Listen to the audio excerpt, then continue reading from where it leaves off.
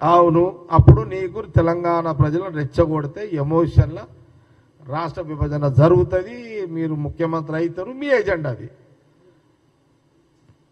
ఇది అయిపోయింది. అచ్చా సరే, అప్పుడు నీళ్ళు దొంగతనం చేసిరు ఆంధ్రోళ్ళు లాంటివి, నీళ్ళు ఎత్తుకపోయారు అంటివి, రాత్రిపూట బిందెలతో మూసిరు అంటివి, ఇన్ని పిటకథలు చెప్పారు మీరు. ముఖ్యమంత్రి అయినాక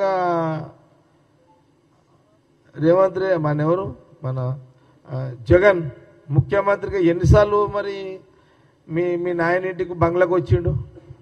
ఎవరు? జగన్ ముఖ్యమంత్రి. అక్కడ ఆయన ఆంధ్రప్రదేశ్ ముఖ్యమంత్రి, నువ్వేమో తెలంగాణ ముఖ్యమంత్రివి. మరి నీళ్లు ఎత్తుకపోయిన దొంగలని నువ్వెందుకు మీ ఇంటికి పిలిచి భోజనం పెట్టినావు?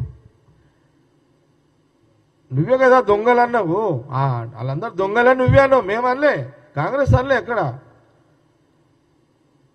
మీదే, నువ్వే అన్నావు. దొంగలు లంగలు లఫంగల నువ్వే అంటివి వాళ్ళని, ఆంధ్రోళ్ళని. మేమన్నా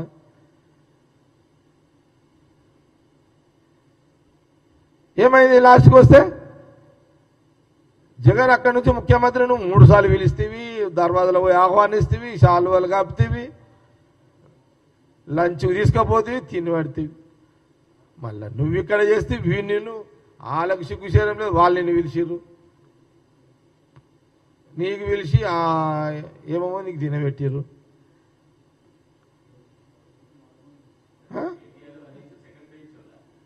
సెకండ్ బెంచే కదా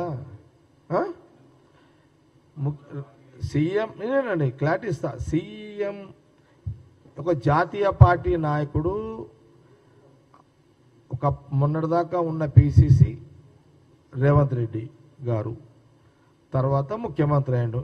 ఇది నేను కేసీఆర్ గారిని అంటలేదు. కేసీఆర్ గారు నంబర్ వన్ ఇద్దరు నంబర్ 1 బెంచ్లే, అందులో ఏం తేడా లేదు. నేను కేసీఆర్ పర్సనాలిటీ నేనేం తక్కువ చేయను, చాలా బిగ్ పర్సనాలిటీ. మాకు ఆ జ్ఞానం ఉన్నది కాంగ్రెస్ వాళ్ళకు, మీకు లేకపోవచ్చు పిల్లలకు జ్ఞానము, మాకు ఆ జ్ఞానం ఉన్నది. మేము ఎప్పుడు కూడా కేసీఆర్ని తక్కువ చేసి మాట్లాడతలేడు ఇక్కడ జగ్గారెడ్డి. కేసీఆర్ గారు very big personality, no doubt. కానీ మా ముఖ్యమంత్రి మాజీ పిసిసి రేవంత్ రెడ్డి గారు కూడా ఒక జాతీయ కాంగ్రెస్ పార్టీ. మాదేమో ఢిల్లీ పార్టీ, ఇదేమో గల్లీ పార్టీ. మీరైనా గల్లీ పార్టీ, ఇంకా మాదైనా ఢిల్లీ పార్టీ. ఢిల్లీకి గల్లీకి ఫరక్ లేదా? ఈ జ్ఞానం కూడా లేదా కేటీఆర్ గారికి? అచ్చా, మరి వాళ్ళ ఇంటికి వచ్చి 3 సార్లు భోజనం చేస్తే దానికి లెక్క చెప్పు. మరి మీరు పోయి మీ నాయన పోయి ఆడ తిన్నాడు, రాయలసీమలో పోయో ఆంధ్ర దిక్కు ఎక్కడ పోయి తిన్నాడు.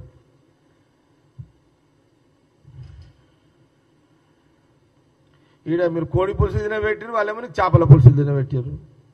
మీ పులుసుల కథ బాగానే ఉంది, కానీ మరి ఈ మధ్యాహ్నం మేము ఇట్లా కనబడుతున్నాం మీకు తెలంగాణ వాళ్ళంతా. పులుసులు తినుడు కరెక్టే, నీళ్ళ పంచాయతీ పెట్టుడు కరెక్టే, మళ్ళీ మా మీద నిందలేసుడు ప్రయత్నాలు ఇది కరెక్టే.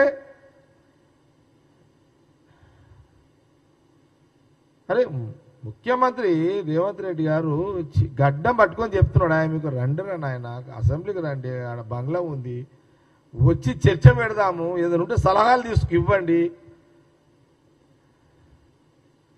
ఎలక్షన్లప్పుడు పొలిటికల్ స్టంట్ చేసుకుందాం అందరం, అది వేరు. కానీ పరిపాలనలో పార్ట్ అయినప్పుడు యాజ్ ఎ గవర్నమెంట్గా కాంగ్రెస్, యాజ్ ఎ ప్రతిపక్షంగా అటు బీఆర్ఎస్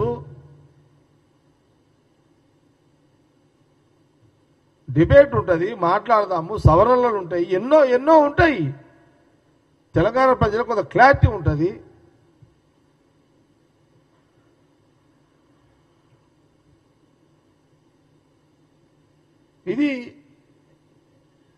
ఇది అసలు విషయం. ఇది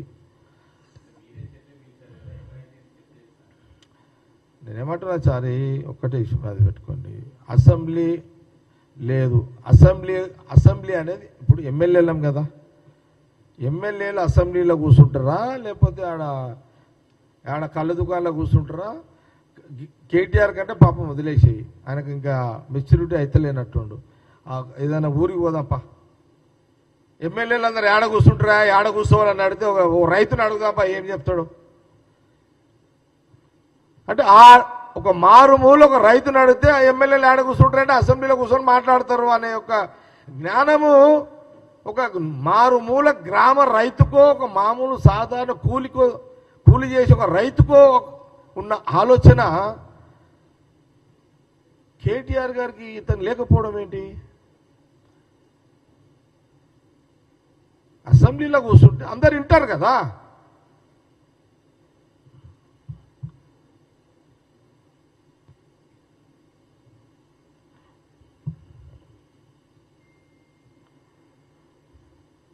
పులుసులు తినేది మీరే